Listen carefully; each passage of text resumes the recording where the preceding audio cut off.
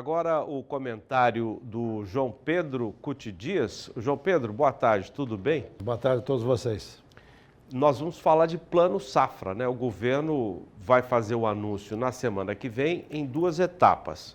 Uma etapa será no Palácio do Planalto, sob a coordenação do Ministério do Desenvolvimento Agrário, que é o plano para a chamada agricultura familiar.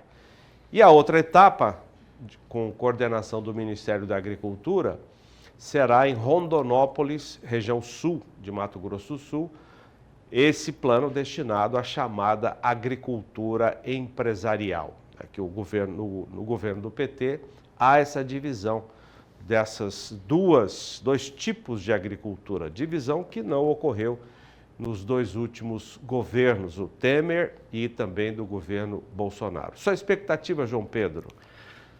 Esse ano vai ser um ano complicado, porque o produtor rural, ele vem numa safra de soja, em algumas regiões quebrou em função do clima, o preço, a margem ficou muito apertada, a segunda safra de milho poderia ajudar, quem plantou muito cedo vai ter uma safra razoável, quem plantou a partir de segunda quinzena de março vai ter uma quebra muito grande, porque parou de chover, maio e junho praticamente não choveu, então esse milho não conseguiu, não tem expectativa numa boa produção.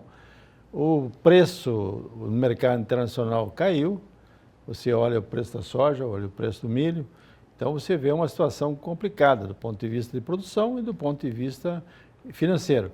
A expectativa é a respeito da liberação desses recursos, porque agora é o momento, o produtor está se preparando para plantar a safra 24 e 25, porque a grande safra é a safra de verão, né? A soja, o carro-chefe, 45 milhões de hectares de soja, arroz, soja, uma série de outras culturas, um pouco de milho, algodão mais tarde, então, a expectativa é essa. A dúvida é a respeito de quais serão as taxas de juros que serão cobradas. Eu creio que cada vez mais eles vão deixar o recurso na taxa livre, ou seja, não serão aquelas taxas que o governo vai suplementar ou vai dar para mantê-las abaixo um pouco da média do custo da Selic, mas essa é a dúvida que vai ter. Eu tenho um trecho aqui de uma reportagem do Broadcast. Eu vou ler trechos para que você possa comentar também, João Pedro. O texto diz o seguinte: o governo federal prepara medidas para tornar o Plano Safra 2024-25 mais sustentável em comparação com a edição anterior. Essa edição anterior é a Safra 23-24, que termina oficialmente agora, no dia 30 de junho. Na reta final dos ajustes de orçamento, equalização de taxas e outras condições de crédito, as pastas da Agricultura, Meio Ambiente e Fazenda querem aprimorar as ferramentas apresentadas no ano passado, no lançamento do plano no ano passado, para criar novas alternativas e premiar o trabalho de produtores que usem uma agricultura mais sustentável. A pegada ambiental vai nortear tanto a política para a agricultura empresarial quanto para a familiar e devem ser lançadas, como já disse aqui, na semana que vem. A política oficial de crédito para a safra 24-25 entra em vigor no dia 1º de julho.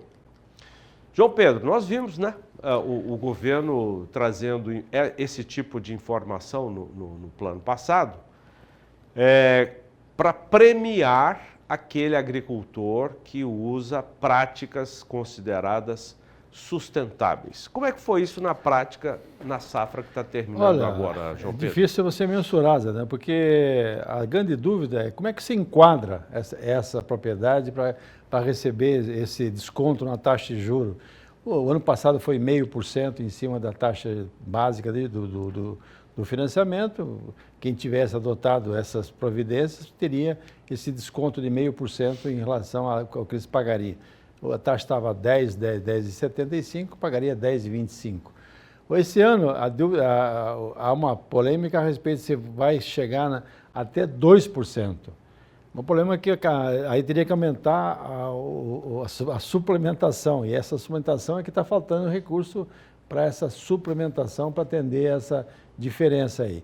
Mas como vai mensurar isso? A grande dúvida é essa. É porque eles falam o seguinte, o produtor que vai usar insumos naturais, fosfato natural, fosfato natural reativo, silicato de potássio, esses produtos naturais remineralizadores. Mas aí, como é que vai fazer? Vai provar com nota fiscal? Vai ter algum comprovante? No Brasil, o maior programa de apoio a isso é o RenovaBio, que as usinas produtoras de etanol, elas são remuneradas pelo carbono que foi evitado ser aplicado na atmosfera. Porque a hora que você usa etanol, em vez de usar um combustível, a gasolina, por exemplo, você reduz em 75% a redução de carbono. Esse carbono, a Embrapa tem uma tabela, um cálculo para fazer, o RenovaCal, que calcula a quantidade de certificados de biodescarbonização. Esse certificado, no caso do RenovaBio, é vendido em bolsa e passa a ser um valor bastante razoável para as usinas, esse interessa. Agora, nesse programa, querem fazer isso também, um custeio verde que estão chamando. O que não é uma medida interessante. O Brasil precisa cada vez mais partir para isso. Nós temos que partir para esse modelo de agricultura regenerativa. Por quê? Porque é mais sustentável para o produtor, é da maior segurança para ele na produção, a planta é mais resiliente, aguenta mais. Nós estamos vivendo momentos críticos nessa área de clima, ou calor excessivo, ou seca, ou... Enfim, uma série de problemas que estão ocorrendo. Chuvas também. Chuvas, como foi no sul do Brasil esse ano, agora, nos últimos meses. Então, é interessante fazer isso. Agora, em cima da hora, vai ser complicado definir isso aí. Eles tinham que definir isso há 6 meses atrás, né? Definir com calma, chamar o pessoal da Embrapa, fazer umas tabelas, mas vão fazer. Porque às vezes o planejamento já está pronto, é isso que você quer dizer? Não, deveria estar, mas pelo jeito não, porque estão em dúvida como é que vão remunerar, como vão remunerar ou como vão enquadrar. Vamos pensar o CAR. O CAR, nós temos mais de 7 milhões de cadastros ambientais rurais no Brasil. Foram processados 5 milhões e pouco, que foram realmente foram a fundo para fazer o certificado ambiental, 111 mil. 111, isso dá 1,4%, 1,5% de todos os CAR. Então, pelo CAR é impossível fazer isso. É muito pouca gente que está realmente habilitado pelo CAR. Então, essas questões que complicam, demora muito tempo, em cima da hora é complicado fazer. Bom, vamos esperar como é que eles vão lançar e como eles vão enquadrar o produtor. João Pedro, a questão do arroz do Rio Grande do Sul, que é o seu estado natal, tem muitos problemas lá, além da perda de equipamentos, né, de ferramentas, plantadeiras, né? A situação ficou complicada, como a gente tem visto já há mais de um mês. E agora um agravante maior, que é o solo. O solo do Rio Grande do Sul foi muito afetado com as enchentes, né? A estimativa de uma universidade federal no estado é de 6 bilhões de prejuízos e anos para que haja a recuperação. Como é que fica no caso do arroz, por exemplo, e de outras culturas?